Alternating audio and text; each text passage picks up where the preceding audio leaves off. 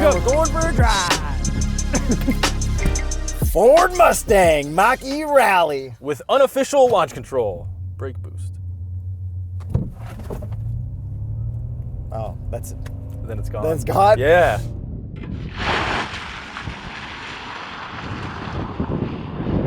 What was this? This must have like 700 torque or something? Yeah, well, it's really good off the line for like 2 seconds. Horsepower and torque. 480 horsepower and 700 pound-feet of torque from 2 electric motors and a 91 kilowatt-hour battery. Maybe because I'm in rally sport mode. No, trust me, I tried all the modes. It felt the same. I'm in unbridled, not unbridled. Unbridled mode, not rally sport. Traction on, brake boost. No, it just gives up. Yeah, it's good for 2 seconds. Yeah. Just like me in bed, right? Got him. All right, so this is the off-road rallying version of the Mach E GT. This is like an add-on to that.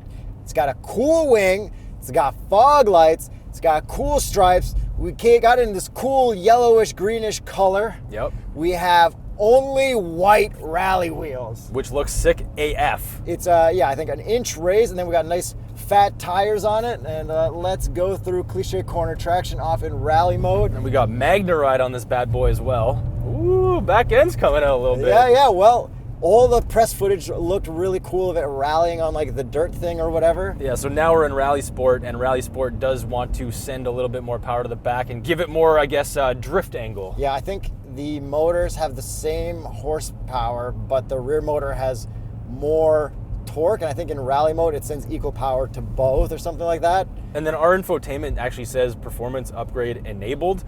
I'm going to be honest, this does not feel like 700 pound-feet of torque. No, it feels it's like the opposite of BMW. Yes. Where like BMW's like, oh no, we only have 300. This is 500. This is like 700 but feels like 400. Yeah. So I don't know what's going on there. But it is instant torque because electric. There was an M2 that tried to pass me today while we were on this regular old road, and I did this. And he could not get there before me. Really? Probably because he had to downshift or something. Yeah, I was going to say he probably wasn't expecting it. But you know what? We are at 29% battery. Yes. I charge it at home on my normal plug. I don't have a household plug yet. Probably not going to get one because I just don't feel like it. Level 2, yep. Yeah, and then this now also can charge at Tesla stations. Yes, it can. However, we are not allowed to because you need to put a credit card into the car, and Ford has not figured out how to do that yet for automotive reviewers. And they don't have adapters for us, but my friend had an adapter for his Lightning, but still they wouldn't let us log into our own account. Yep. So apparently you can, and my buddy said it costs a whole lot more and he takes up more spots. He's got a Lightning, not a Mach E. Yep. And I've seen pictures of Mach E's taking up both spots, but that's what you're allowed to do. That's right.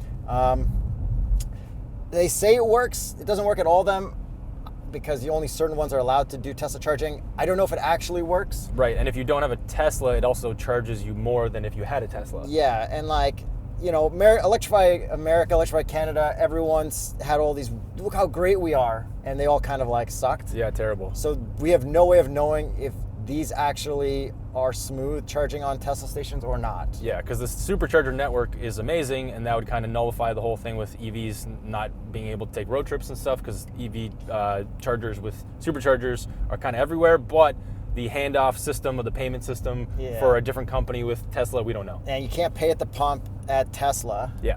So if you were borrowing it and there's no credit card, or if you wanted to like stay off the grid and not have your credit card in your car, you can't do that with this. Right, you have to go to Electrify or anything else other Yeah, than superchargers. but then also, I think Ford is switching over to Tesla plugs in the future. Yes, everyone's going to native Tesla plugs, like all the big manufacturers. It's all a mess. Yeah, Hyundai is the first one to do it, and they are currently doing it with the new Ioniq 5. All right, so back to this car. Yes. How sick are these rally wheels? The sickest. And you can only get them in white on like any color. Perfect. What would be the Continental recommended tire for a Mach E Rally? The Extreme Contact DWS 06 Plus. I'm going to change that up and say Viking Contact 7, because having those on in winter would be a lot more fun. I did do some winter driving on some loose winter surfaces, and I guess these are like all weather tires. Yep. I would prefer a winter for all winter stuff. Yeah, dedicated winter is always going to be better than any kind of all-season or all-weather tire. And it does handle rally sport mode in winter pretty well. Yeah, because it sends a little bit more power. So what happened when you tried a little bit of winter skidding? It did what I expected it to do, but not as easily as a gas car would. And So I'm going to assume that it understeered first? Yeah, and it just like wasn't as pretty, and just like you're trying to figure it out. Like, it's pretty much like the Dodge Charger EV. Like, in a slide, it's just not the way I want it to slide. It can do it, but you don't want to do it. Yeah, and then, like, the funny thing is, though, in electric cars, just as a generalization, if you do a donut in a parking lot and there's people around, they might not even notice. That makes sense. Where if you're in a V8, they'll hear it for sure. Yeah, or in a Dodge Charger EV. Yeah. Because it's got the Fratsonic exhaust. That's right. Okay, let's listen to this. From the outside?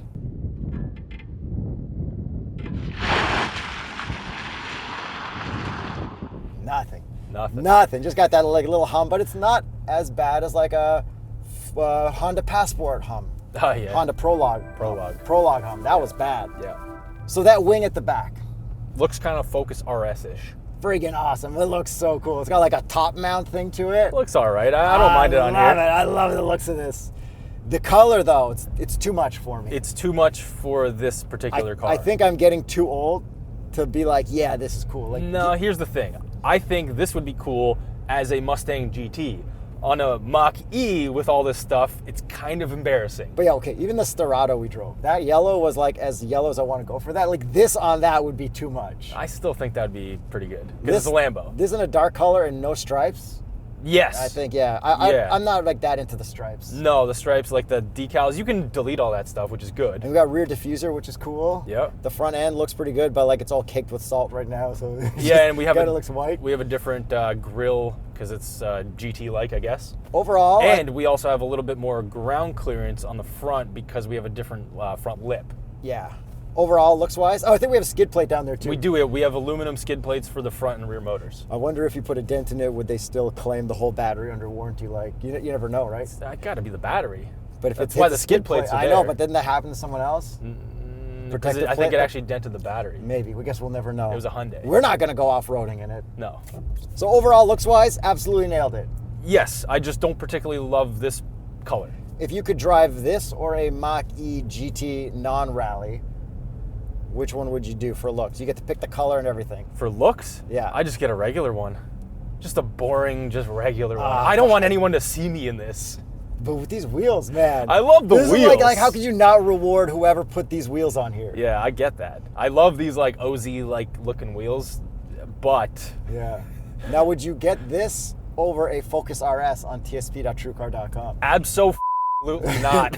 You know what though? At this point, my back could not handle a Focus RS. Okay, suspension-wise, this Magnaride is way better than what the Focus RS has. I would have to tsp.truecar myself this instead of Focus RS because I'm at that age where my back is toast. I'm not 8 years older or younger Yuri anymore. See, I only look at cars with the modifications that I would do to them, and I would 100% get some like KWs or something for Focus RS and deal with that. Yeah. And then I don't have to drive one of these. I mean, even though I don't mind one of these, and I actually, for a split second, considered buying one for a family car for my wife. This comfort of this is very nice though. Like it is. Daily driving it when I'm just like cruising in Whisper.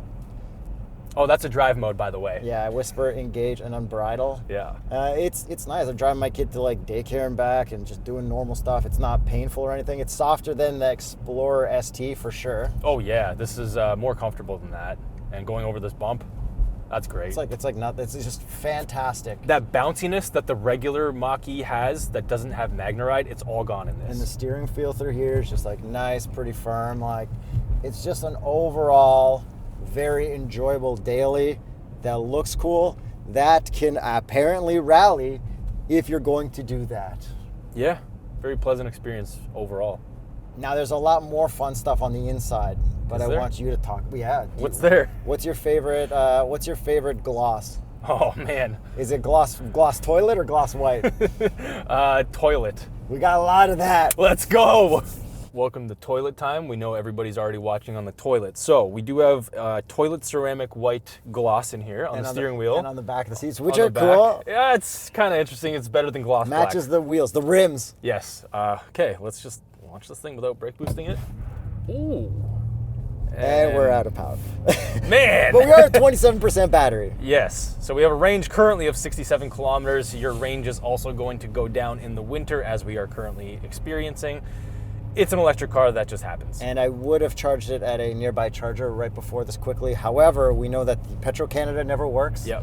Electrify Canada probably will now work. And the flow is still, after 8 years, only 50. Yeah, I'm sure you're going to have to go on a little adventure so you can get home Get home after and pick this. up my child before it's too late. Speaking of your child, there is a child seat back there, so there's plenty of room for myself at 6'1.5" and a child seat right there. Do you fit comfortably in the front? I do, and these seats are actually really comfortable, really well bolstered, and I'm going to use this bolstering into cliche corner, so let's see what happens in rally sport mode. And I mean, there is some body roll to be expected. It's got MagneRide, which I think does help with that as well. And yeah, I mean, it's... Stab and go. Oh, it cut power. Oh, because I don't have full traction off. No, okay. you have full traction off. No, I don't. Let me explain that. I saw it flashing. So Rally Sport turns off one traction, and then you have to hold for advanced track off down here on the left side, and then you get full traction off, and then it allows a little bit more slip angle, actually a lot more slip and angle. hypothetical, really small spin arounds. Yes. But it still does cut in, so you can feel the e-motors not giving you the full torque because companies can't really do that apparently. And one thing I'm noticing in here, we don't have a sunroof. It's really dark in here. Yeah, super dark. I kind of wish we had one, even though we have like a black roof on the outside. Have I convinced you? No, it's just so dark in here. That's why. Okay, maybe if this didn't have a black interior. How about this propulsion sound? It's okay. It's not obnoxious. Can you hear it? Go. I think it's the right amount. Yeah, big difference. Because it's barely noticeable. And that's how easy you can turn it on or off, which is great. Do you like one pedal driving? I hate one pedal driving, which I'm glad there's an easy way to turn that off. Why is everything yelling at me? I don't know. But you know because I'm in rally sport mode and it didn't like that. Do you know what I hate about all these buttons? They look like they're grayed out. They look like you can't even turn them on if you wanted to, but you can. I see totally what you mean, and you are right about that. But then again, this is the old infotainment, the vertical one. In the new Explorer ST, they went to Android Automotive, which I assume means everyone on the infotainment team got moved somewhere else. Moved somewhere, yes. Because what would you do if you guys oh no, don't worry, the Android guys are going to take care of it. Yeah, I mean, you still have to have people that are going to implement it, so... I guess, yeah. They got to make the screen, or find a company to make the screen for them. Yeah, it's probably the Android Automotive screen team. Yeah, I do like the volume knob, and since we've driven so many Mach-Es and they've updated them over the years, now the volume knob does more things. So if you press the fan speed, now you get the fan speed around there. So it's cool stuff like that. Yeah, once you get used to it, it's not the hardest thing to use, but you are definitely keep taking your eyes so far off the road by looking so far down. Exactly, way down here. Yeah, I agree. But it is wired CarPlay. I think you can do wireless as well, but I get to do wired. Yeah, I love that. But here's the weird thing is once you're plugged into CarPlay, if you're in this screen, CarPlay should be up here. But since you're already in CarPlay, you have to click this X to get out. They don't always have a CarPlay logo, even though it's a weird layered system that takes your mind a while to get used to. Mercedes does a really good job of that, where they always have it in the top left, no matter what. Backup camera, a little bit snowy right now, but I can tell it's got that Ford resolution. Ford resolution, but it gets dirty quick. And speaking of getting dirty quick, that trunk, to open it, we got a button down there. Hard to find. Yes. Your hand always gets dirty. And then there's no button to lock and close. I did notice that So once you click close, then you got to take the key out of your pocket and do it, or walk up to the side and click the little lock button on the door frame or whatever. Yeah.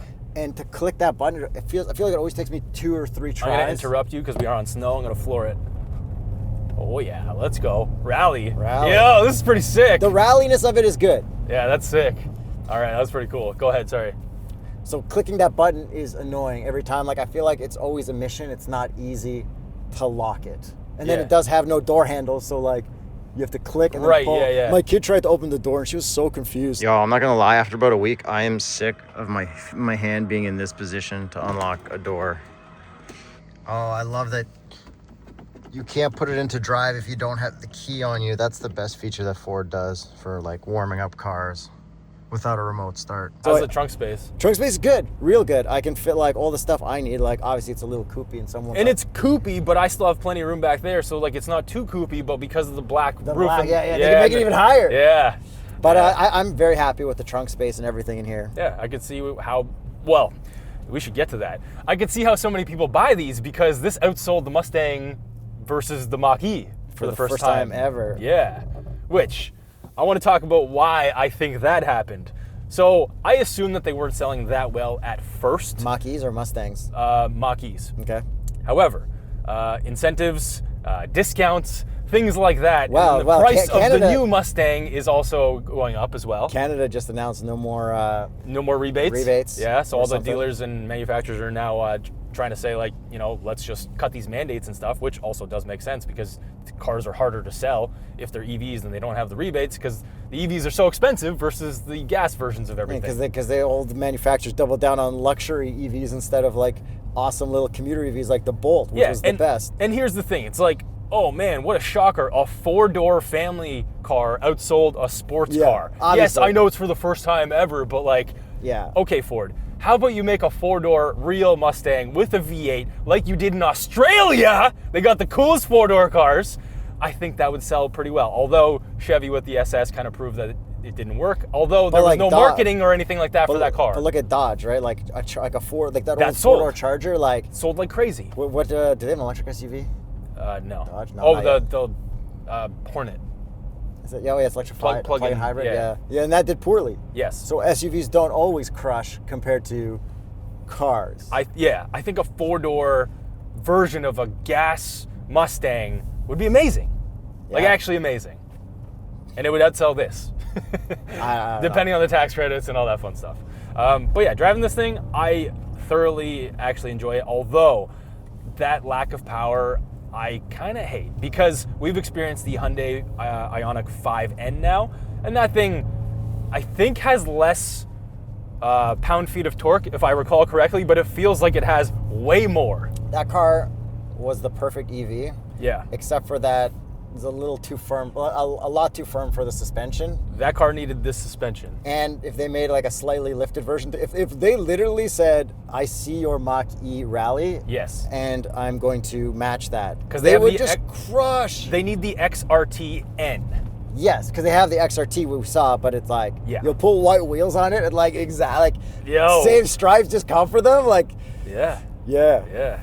And then if we pop the hood, there?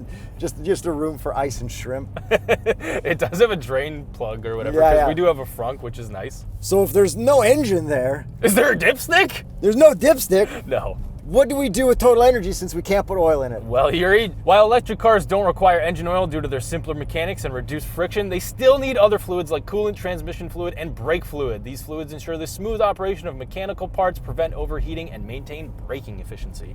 Click our TotalEnergies link in the description below. And you can get recommendations for your gas cars and EVs as well. The lube consultant. That's what I did for my Mazda. The best part is that it tells you exactly how many quarts you need of every fluid. I love that. It's the best. Yeah. So then inside here, a couple more things. These materials, all still really cool. I don't think they're too different for like the Rally, you know? Like if this was toilet white, then maybe, but it's not. I think it's just the steering wheel stitching in the white part there. Visors. Go through cliche with one hand. 3, 2, 1. Yes, good job, Ford. And the cup holder area is fantastic. No complaints there. The armrest is good. And we got a wireless charger down there as well. Yes, which I don't use because I use plug-in CarPlay. It's nice to just throw my phone while this isn't my press car right now. Yeah. And the Sirius XM here, kind of tricky to use, but I did find that this sound system was really good. I really enjoyed this B&O sound system. I feel like in the Explorer we didn't like it. I don't remember it at all. In something we didn't like it, and it was B&O, but in this, I did really like it. Nice. Okay, what other little things are there? We have cruise control, adaptive. I don't think this one has Blue Cruise, even though it's got this thing to track your eyes. I know, but like... Apparently it does have Blue Cruise. It just wasn't working on the QEW. Surprise, surprise. On the 407, and it won't let me get into Blue Cruise. It had blue around it and it said ready, but it kept telling me to put my hands on it, but never said Blue Cruise ready. I don't think Blue Cruise ever worked for me in a Mach E, but it has worked in like the Explorer and other cars. Yep. And Yeah, I think that's pretty much it. Do you have anything else to add before we get to the price? We do have Brembo front calipers, not rears. So is that pretty much everything with this? That's everything. Let's get to the price. $76,095. Okay. It's kind of a lot. This is like kind of the only electric off-road rally vehicle. Yeah, it sits at the top of the Mach E lineup above the GT. I get it. It's cool. It's fun. get it. I don't get the price, but I get it. Like, Like, what this if- should what be if- the same as the GT, just a separate option. What if... No, because they do different stuff to it. I know, but they should just be the same price. Like, you just pick, you want the GT or you want the Rally. But this adds stuff. And it's cooler wheels, more wing, more What if material. I want the GT wheels? It doesn't really add anything then. Yeah, I guess. don't, but... I don't know. Anyways, I'm skidding right now in snow. yeah, it's very controllable in rally sport Yeah, mode. it's fun. I like it. Oh, yeah. It Let's feels go. great. It feels great. It does. All right. Would you take this over an Ioniq 5N? No. Would you take this over the regular GT? I'd take this over the regular GT. Mach E. Yeah, of course. Okay, sorry, I had to think. Of course. I Bro. would take this over that, yes. Is there a gas SUV rally car or any other rally cars that are being sold right now like this? No, only Porsche 911 Dakar and, And Lambo Lambo yeah. So I guess if you're not rich as heck and buy a bunch of Porsches or Lambos, have fun at the Mach E store and enjoy your rally. Yes, as I'm enjoying right now on this snowy road. This would be great for driving up to the ski hill Yeah, when they haven't plowed the roads yet. it would be. Even though I used to do that in my 85 Camaro or whatever. Yeah. 85 Firebird. We did that in all of our S-Boxes. Thanks for watching. Thanks for subscribing. See you guys in the next video.